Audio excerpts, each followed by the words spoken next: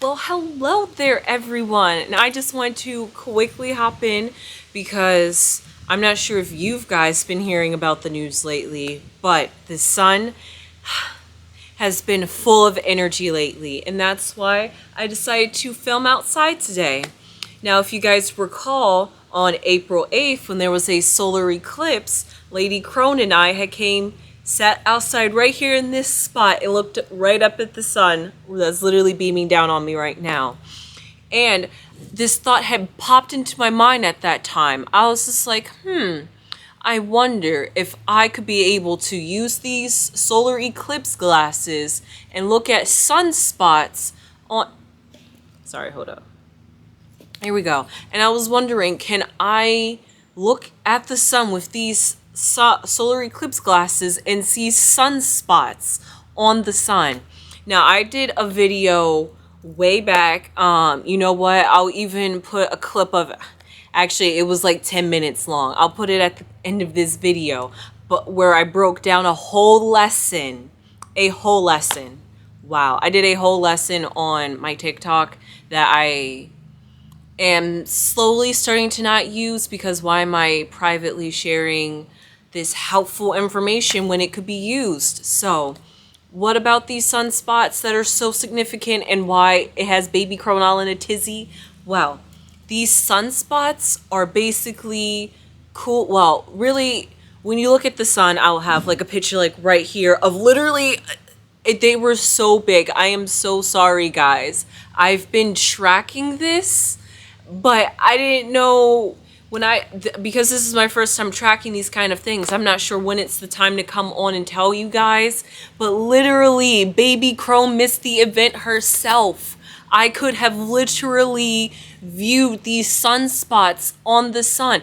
But you know what? It's been cloudy and rainy here for the last few days, so I blame the weather here in Maryland. Because when the aurora lights could reach here in Maryland last Friday, I couldn't see it because it was cloudy. You guys remember, I told you this. But anyway, so because of this, the sun is basically releasing energy. And why is this important? Because the sun goes through what it's called a 11-year cycle, which means that the sun goes through its high peak and its low peak. And right now we're currently at the peak, which they call solar maximum. And this is solar cycle number 25.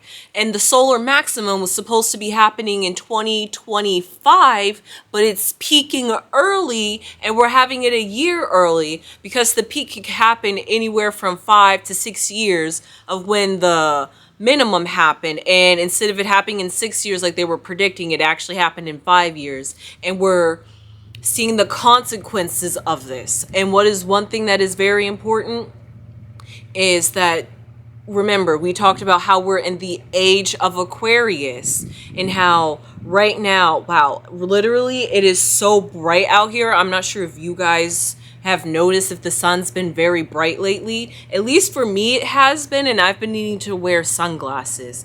And usually I don't wear sunglasses because I can handle the light, but it's just like the light is looking too bright. Everything is a little bit too vivid, and now I understand why. But I'm getting ahead because I'm so excited to share this with you guys. So with these so the sun is releasing energy that they call the form of CMEs, or coronal mass ejections. And this is basically, the sun is a big ball of fire. Not literally, but hypothetically, it's a big ball of fire. Really, it's a big ball of energy, specifically hydrogen, that's colliding at very fast speeds to make heavier atoms. And that's also how the sun gets its energy to keep itself fueling, because it's like a chain reaction. If things are hitting each other fast at all times, the sun's going to keep fueling and fueling. Because the sun is big, it's going to have a lot of energy that's going to be sustaining it for millions of years. But that is besides the point, because this sun... Sometimes these sunspots are because there are cooler regions, like the sun literally can cool itself down in some spots, and that's because of the way the magnetic field is interacting with the sun. And when the magnetic field is basically concaving and coming into itself, it gets all twirly and twisty like a knot. You know how I'm sure everyone has had this experience. You know how you have earbuds before we had the Bluetooth, you would have earbuds and you would like put them in your pocket or put it in your purse, and then when you like pull it out, it's like this big ball of tangle of yarn basically. That's basically what's happening on the sun's surface when there's these sunspots. And the sun doesn't like to have this instability, but it happens to happen during its solar max, and when it's at its solar minimum, there's not many sunspots and the sun is pretty non-active and chill. So the sun is very active, very chaotic, which is very fitting because I just listened to a video recently about how if looking back at history, following how solar maximums happen, that's usually the peak time of when there's a lot of energy going on the earth, because we are sun beings. So if the sun is active, then we're going to be active, which is very fitting for earth. I mean, not earth, well, it is fitting for earth, because if you see, there was a whole lot of activity going on, a whole lot of upheaval, a whole lot of negativity, a whole lot of chaos. But that's it's even going to be stronger for us here in America. If you remember, we talked about because also on the solar eclipse there was the Chiron return, which is about healing Earth's North America's wounds. But also we're in the Age of Aquarius, which is all about upheaval and changing things. And we're also supposed to have our Pluto return, which we here on this channel marked the start of the Age of Aquarius. So because of that, when Pluto entered Aquarius, that goes back to how we had those like pandemic, like what was going on at the very beginning of 2020, because that's when Pluto had first stepped into Aquarius before going retrograde back into Capricorn. But now we have it in full-blown Aquarius, and because we had our Pluto return just around the same time of the solar eclipse, that's also very important for, and during this year on July 4th, our Pluto is also going to make its Pluto return back in Capricorn when it goes retrograde, but then it's going to go blown back into Aquarius later this year. So there's no way to escape this new energy that we're feeling. And I just recently learned, because I was wondering, right, solar flares. And so because of this strong energy that the sun is ejecting, it's coming towards Earth. And therefore, whatever the sun is feeling, like energetically, because there are planets that are passing by the sun, and they are also feeling this energy as well. But also, it's a time for new frequency and new vibration, and to rise up. So therefore, as we're having this solar maximum, we're feeling this energy within ourselves to maybe feel a little bit more inspired, maybe do a little bit more productive, maybe focus on ourselves a little bit more instead of being in a selfish way, a self-healing way, which has been a thing that we've been preaching so far this year.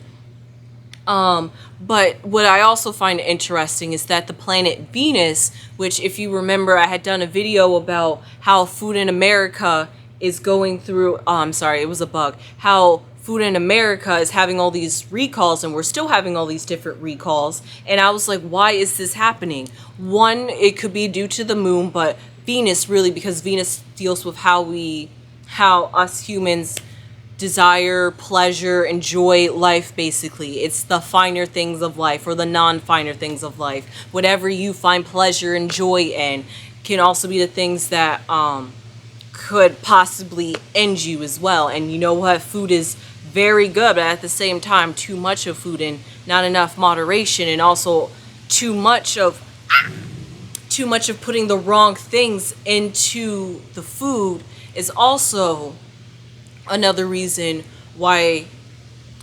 So putting too much could affect our health, which I've also done a paper on frequency and vibration, which I could probably share with you guys a little later, about what that presentation was about, because it could be something to cure cancer. But I am running through this very quickly because I have a lot to say, and I just wanted to quickly pop in because I have a final to get to in about like 45 minutes.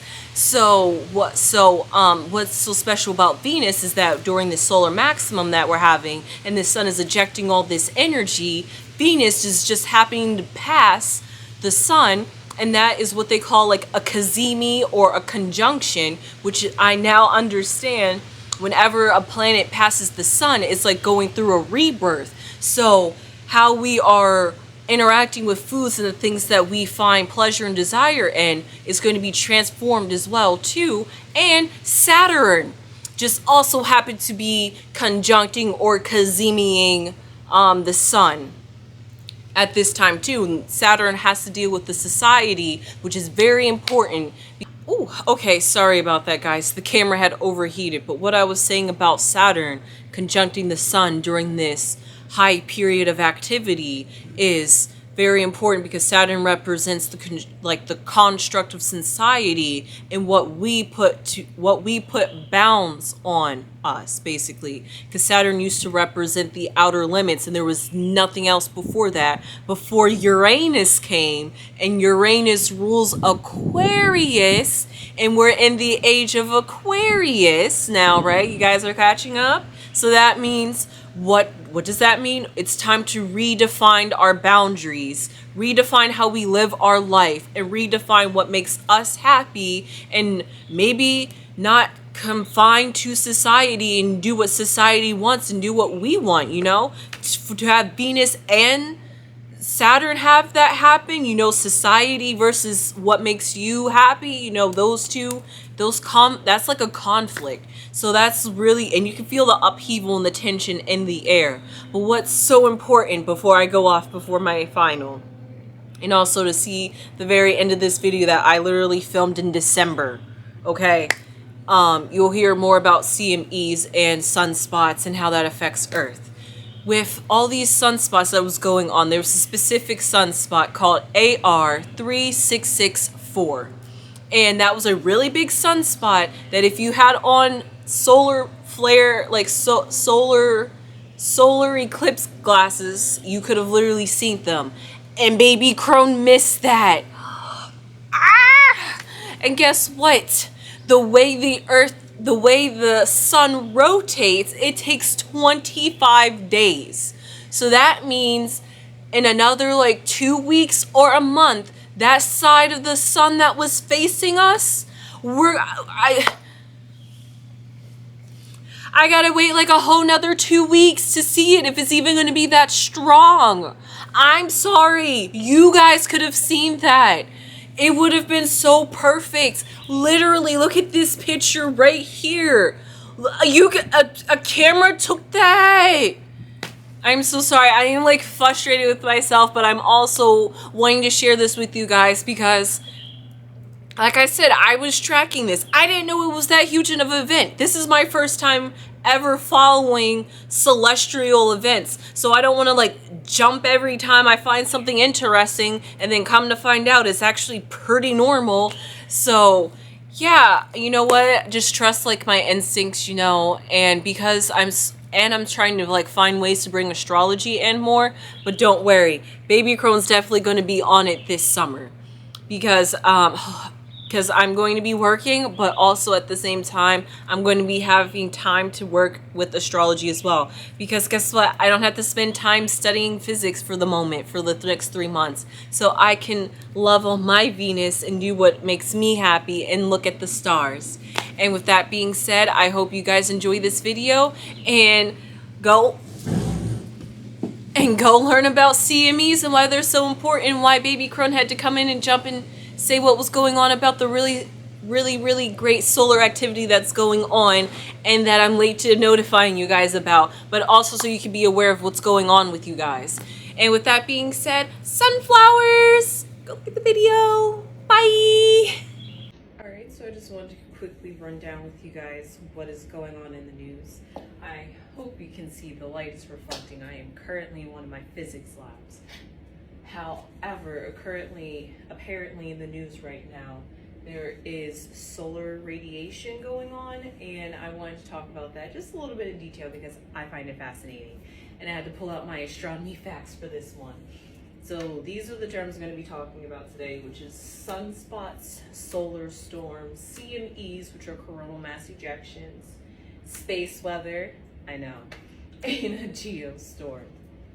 In this particular order, because this is how energy from the sun gets to us on the earth. And as you see, I have astrology symbols right here. This represents the sun in astrology. And even though we live on the planet Earth, sometimes you will see the planet Earth symbol in astrology. So this is what that is.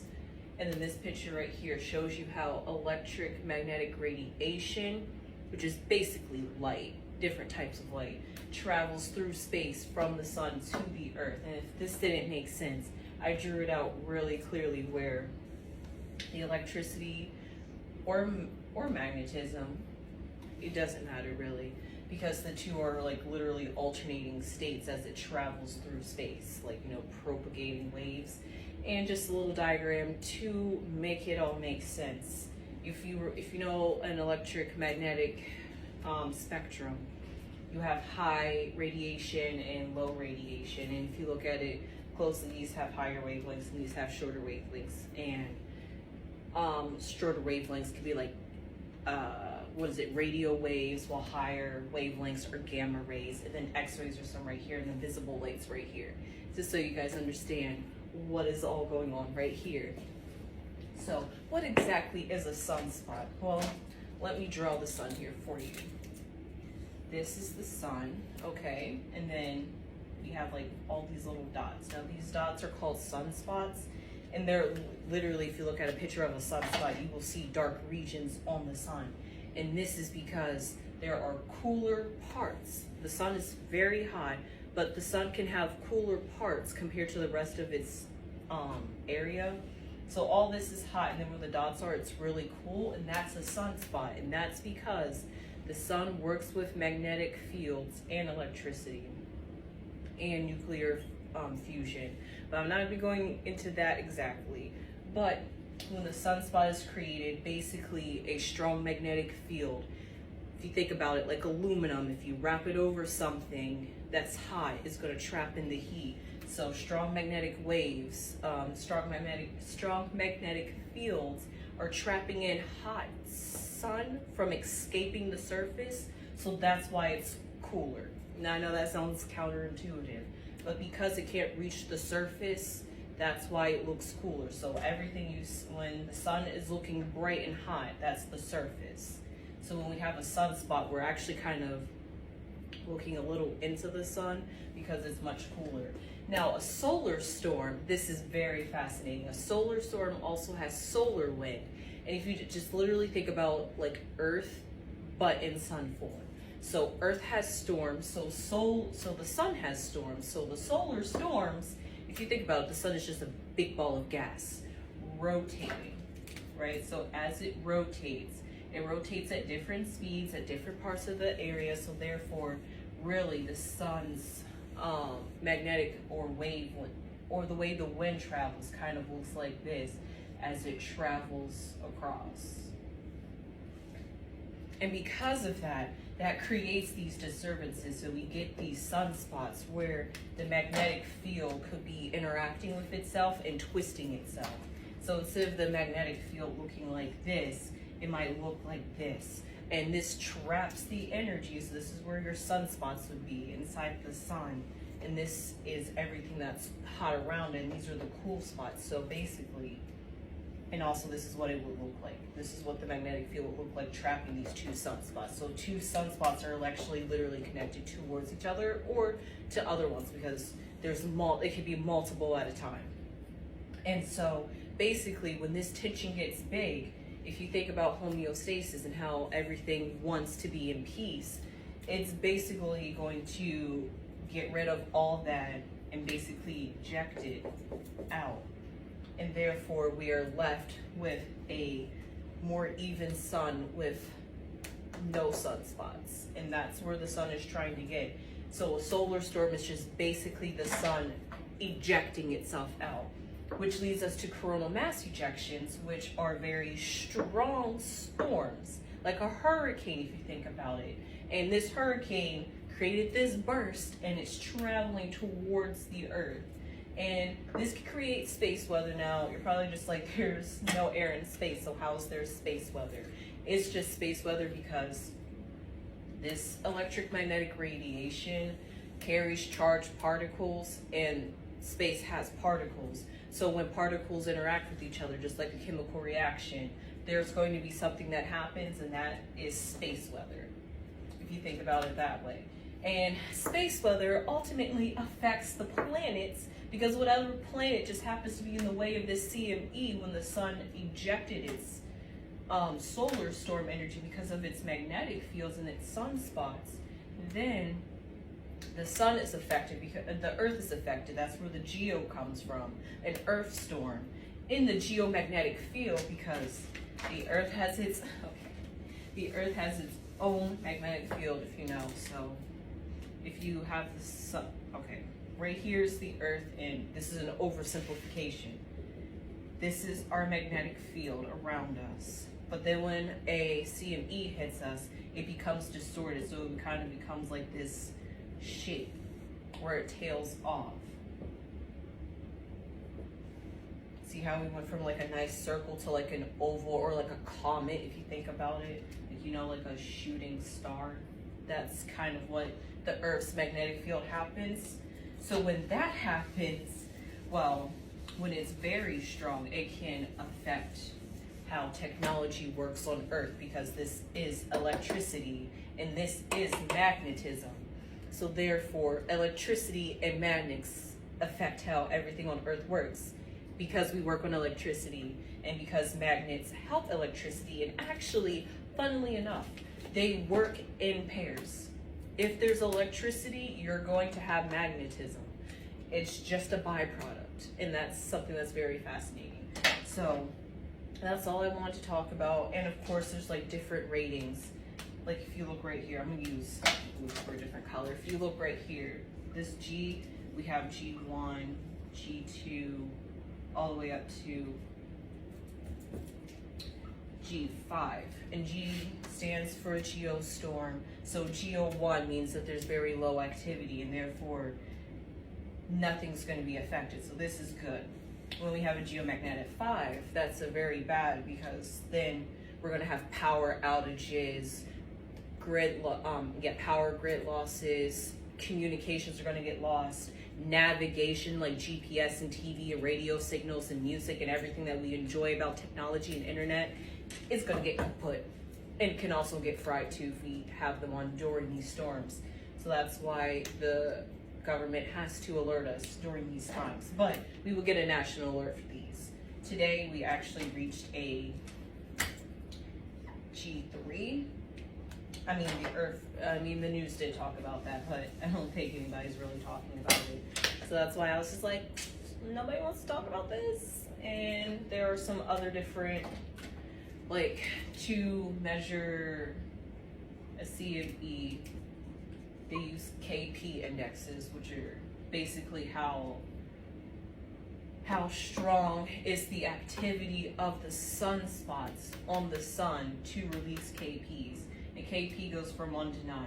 So when we had a G5, sorry, yikes, I take that back. When we had a G5 storm, so a G3 storm, a geomagnetic storm of a level magnitude of 3, our KP index was a 7. And it goes from KP1 to KP7. So therefore, this is what it looked like. There were, so I think it was an R2, which is moderate. R2 is talking about radio blackouts. So some locations of the earth actually did have their radios blackout, and that was, and this was happening during the countries that had the sun literally facing it. The side of the earth that didn't have the sun facing it, we got to see the aurora lights.